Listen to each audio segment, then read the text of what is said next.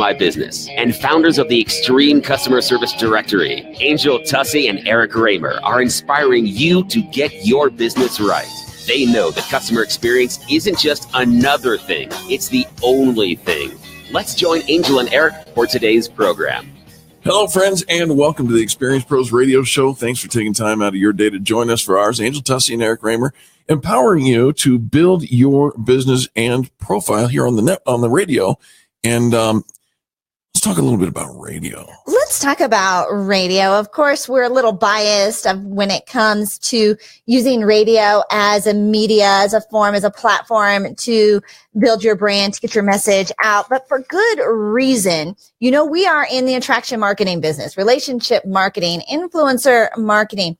We do all of this, and we still are very impressed with the role that radio can play in the small business world. As well we should be, because radio's footprint is still alive and well. You know what? These days, it's all social, right? Oh, sure. Because the internet, alive and well. But guess what's on social? Radio. Radio all is on social. So right. we combine it all. Over 90% of all Americans, 90% still listen to the radio each and every week. And that is more than are participating on social media on a regular basis. 94% of them are baby boomers, 95% Generation X, 94% millennials, all of them listening to the radio. Right. So regardless of the target audience you are looking to reach, you can find it on radio. And the best strategy to finding your target audience, right, is to focusing your message, making sure that it all lines up and matches. That's right. Which is when we talk about we are the most positive business talk show in America. We talk to business owners, we reach business owners. And so if you do anything B2B, we're your people. Absolutely. But what about B2C? Business, if it's business to consumer, who do you think runs businesses? Who do you think works for businesses? You mean business owners are consumers? They are consumers. Who knew? And in fact, sometimes a better consumer overall, because they understand the backside. They feel your pain. Right? Yeah. So they know. I remember, trying to explain once to my mom, who has never been a business owner, yep. and no judgment, no bad Not thing. at all. They're just different. Right. But, we talk about discounts and prices and shopping around and not being loyal. If you've never been a business owner, you don't realize how important those things are. How hard we work and how hard we to work keep people coming back. Yes. And so from the consumer point of view, in fact, the best consumers for you are often business owners. Let's talk more about radio. Yes. Right? It has a huge advantage, right? And this is it. It's frequency. Now you think about that, you think, oh, did he just do a pun? Did he just do a play on words? Radio, frequency? Maybe. But when you think about some of the different options that you have when it comes to frequency and affordability and getting your message out, print media is oftentimes a one and done. Right. That we're going to read that article. We're going to flip through that magazine. Sure. Now that article does have the chance, if that magazine gets in the hands of a doctor's office or a beauty salon, it has the chance to getting a bigger audience. We're talking about the frequency that happens more than once, right? Not the frequency of the number on the dial. The number on the dial is relatively irrelevant these days because of the internet, because of podcasting and streaming online and all kinds of apps such as iHeart or BizTalk Radio.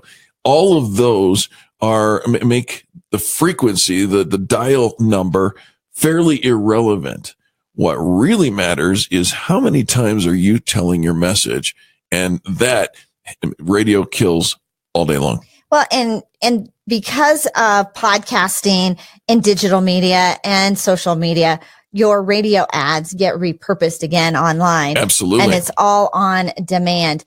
Talk about connecting with your customers. Radio, when people are listening to the radio, especially talk radio, oh yeah, they're listening far more engaged than if music is just in the background. Yeah, it's turned up actually, whereas we tend to listen to our music as a background thing, right? Unless we're singing along to the top of our lungs. Or unless you're 21 years old, right? And you just got a brand new subwoofer.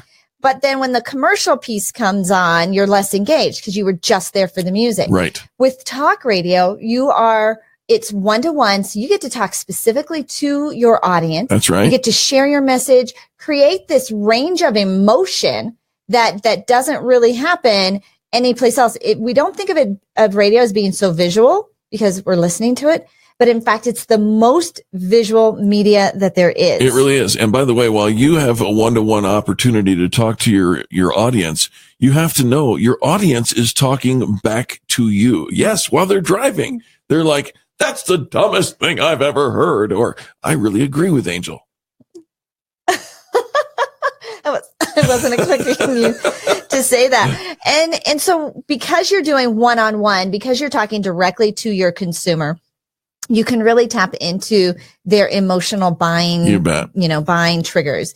And so your word selections, the audio, the picture that you are painting for them that they're going to, envision in their own head. Right. This is why it's so visual. Absolutely.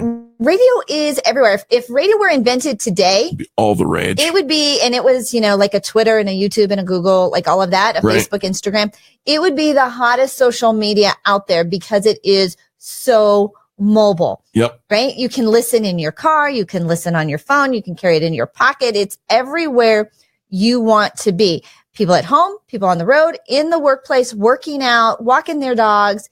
Anywhere they are, you have access to them. You In bet. fact, a study shows that 60% of adults listen to the radio on a car on a typical weekday, but they also listen at home.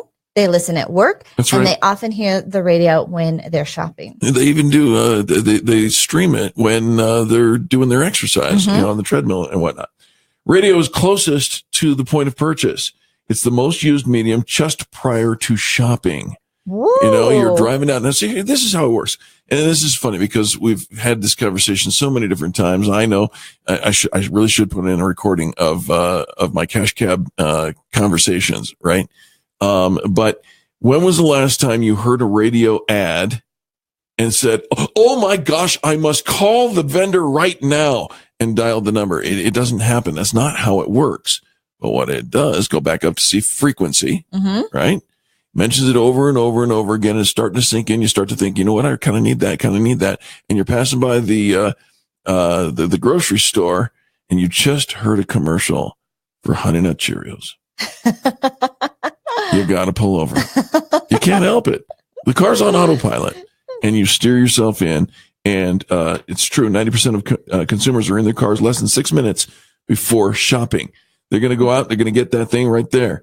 62% of shoppers listen to radio just 13 minutes prior to making their purchase. That means your advertising message will be heard when someone is closest to making a buying decision. Timing. When we talk about marketing, we talk about sales, a lot of the time, we've got to think about the timing of our consumer, when it is that they're going to shop with us. So being on the radio, you hit that you hit them closest to the pin Yes. than you ever can. And here's the big dog, or maybe call it the gorilla in the room. You ready? The return on radio advertising is documented to be huge. According to a study by Nielsen, every dollar of ad spend on radio generates an average sales return of $6. For some retailers, each dollar of ad spend returns an average of $23. Impressive numbers, but advertising is an investment. Now, you sit there and say, well, I advertised for a month and I didn't get any return. A month? It's a flash in the pan. It's frequency. It's got to be over and over and over again. The last thing that I bought at the store came from a radio ad. Did it really? That I'd never bought in my entire life before, never had any need for it, never had any reason for it. But now I have a need. It's been running in the background for months. And I literally went and got that from the store. It is all about timing. And when we think about, putting our brand top of mind, if our customer isn't ready for it and they don't have a need for it, they're going to put it in the back of their mind. And so at the time of need, is it you that put the seed there in the first place that's going to win them? Or is it the person in front of them that they're hearing about at their time of need that's going to win them? And it's up to us as the vendor to keep our brand in front of our customers so that at the time of need, that domino can fall. You got to be top of mind. You do. And we often think I could do something once. And, you know, I marketed to them last year. Why aren't they shopping from me now? I was at a trade show and, you know, somebody else was doing the vendor bags. She's like, well, I don't know why she didn't use me. Right. Well, she wasn't thinking of you because you weren't top of mind. If you're not continuing to market your company and market your brand, your consumer's going to go with the company who is. Hello.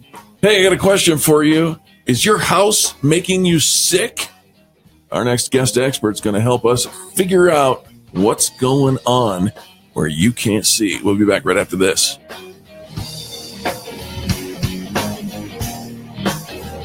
The experience.